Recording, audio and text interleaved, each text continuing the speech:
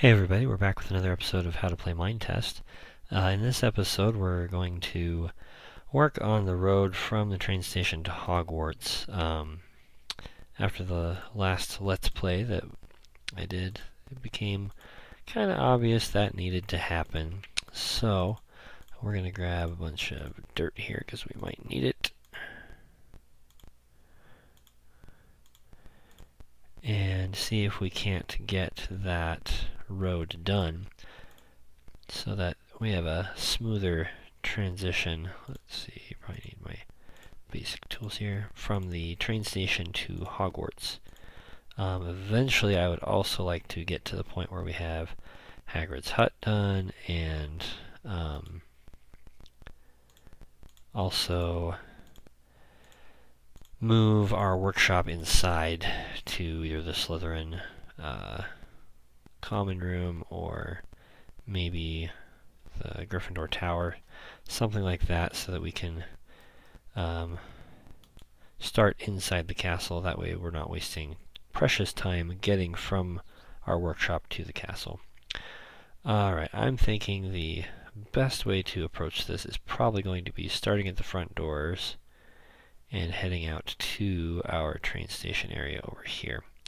I'm going to hop into fly mode for a minute just to make sure that is a relatively straight line.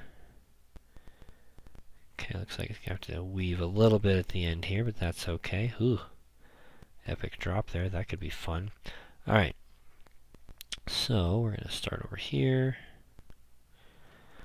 drop out of fly mode, and we're going to start by digging up double wide here.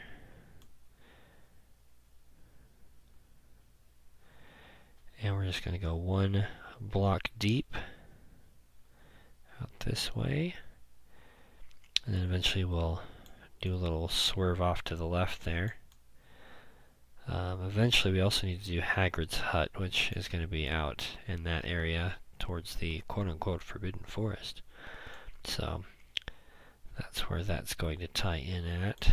Looks like we also need to build up this side over here a little bit so our road doesn't look too awkward out here. I hope you guys enjoyed the last two videos. It was kind of fun doing some co-op play with my brother. If you guys liked those, leave a comment on those videos or on this video, and let me know if you'd like to see more of those. Certainly be willing to make more videos with my brother, and you can see how we work together as a team to build stuff. We were actually considering doing a from scratch co-op, so you can see the strengths of starting a world in co-op mode so that you can split up tasks and get things done quite a bit faster than you normally would be able to. So that's one that we're considering. If you think that's a great idea, let us know and we will make that happen.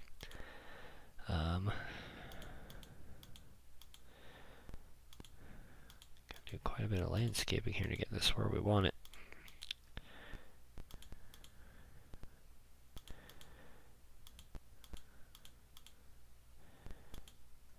Alrighty. Let's keep going here. It's starting to look pretty good.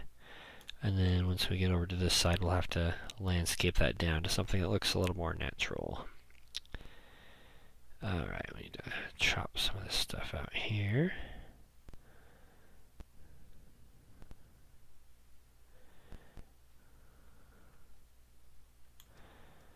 Now, for those who are curious, in the book, the train actually goes from platform 9 3/4 to Hogsmeade.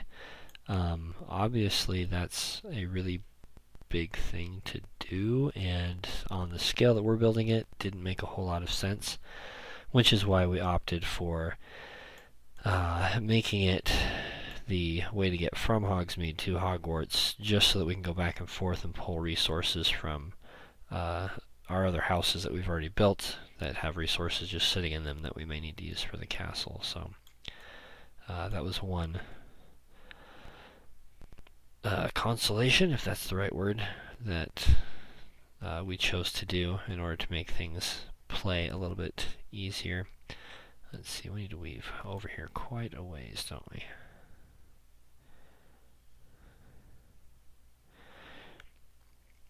So that's one thing we did. And if you saw my Building a Fictional World video series, I talk a lot in there about the importance of realizing the limitations of building things in blocks and how you can still make things work even though it's not 100% the way you envisioned it in your head or the way it is in the book. But the important thing is to see what it could have looked like. So while it's not going to be an exact replica, it'll be pretty close to at least the builder's concept of what they think it would have looked like.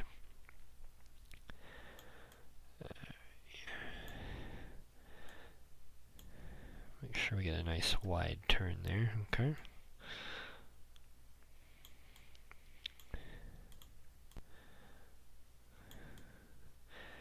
And I'll apologize ahead of time for those of you who think this is boring.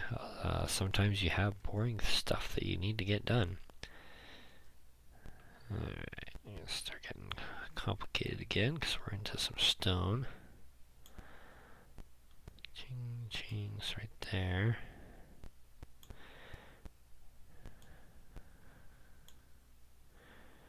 I think as long as we keep that out of the way, I think we'll be alright. Now we probably need to start over from this side to make the road work better, because I don't want us right on the edge of this cliff. I could see a lot of people falling right there and not being very happy. So let's hop over here. This tree's gotta go. Sorry, we'll plant another one nearby.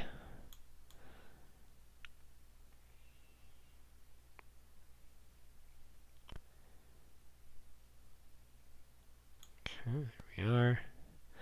Alright, so now, in order to make sure we're at least one away from that, thinking these two right here is probably where we're going to end up.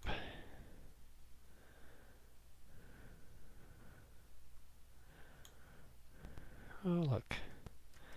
Saplings, so we can replant that tree immediately. Let's do that, shall we?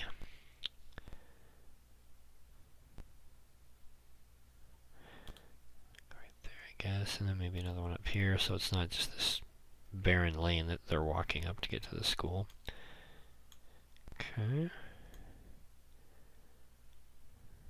Alright, so this will be our starting point.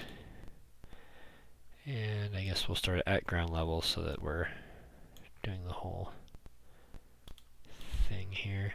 And I'll come back and probably put some other steps in here so it's smoother to walk up, but just to get the basic road down for now is really the goal.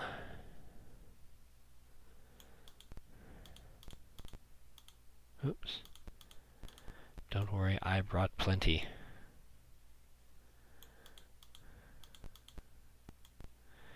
And then another thing we'll probably do is come back and light this pathway so that it is well lit at nighttime.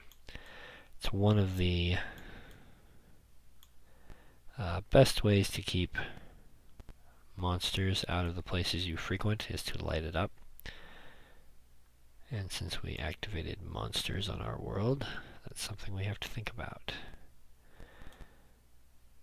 Alright, I'm just going to do the diagonals here so we can figure out if that angle is going to work. Ooh, it's very close. Yeah, alright, so let's chop this back a little bit here, and really all this is probably going to end up going anyway. But since we're just focused on the road for today, oops.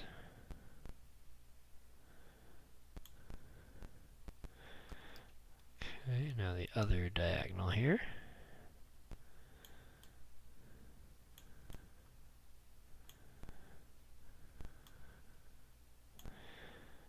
Alright, we'll chop this back one more just so that it's consistent. That way,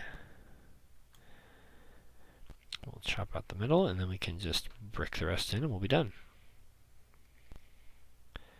Looks like we're taking an entire Minetest day to do this. That's okay, it's worth it.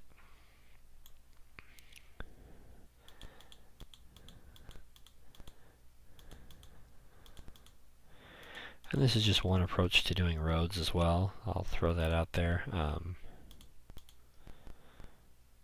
Some people like to go a little bit thinner on their roads. Some people like them a little bit thicker.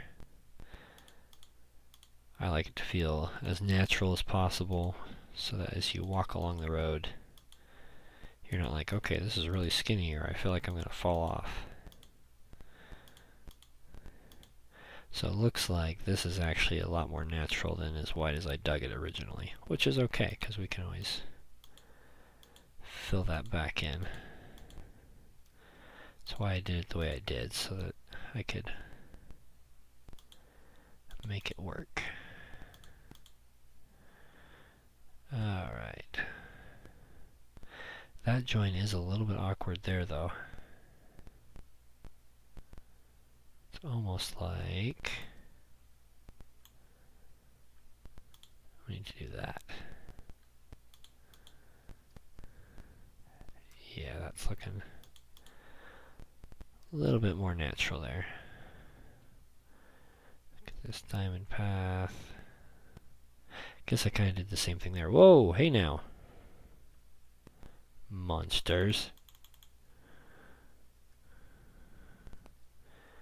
Alright, so it looks like we just need to do the same thing there. There we go. Okay, so we've got our diagonal on here, so that looks good. And we'll try to finish this off real quick before any more monsters come and try to get me.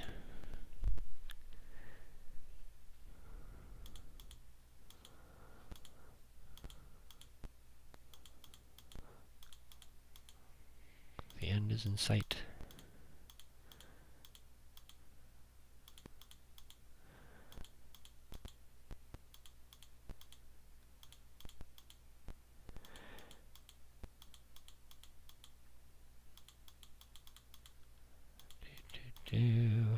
Just about there. And then we will call this one good.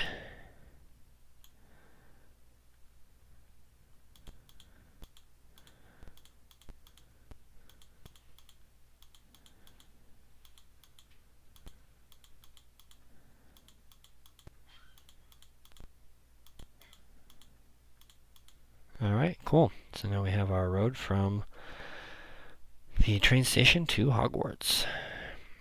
So that'll conclude this video. Hope you guys liked that. Again, leave comments below about anything you'd like to learn more about, or if you liked certain videos that I've made in the past and want to see more like them. I'm always open for more video ideas. We will catch you guys next time, and until then, go build something.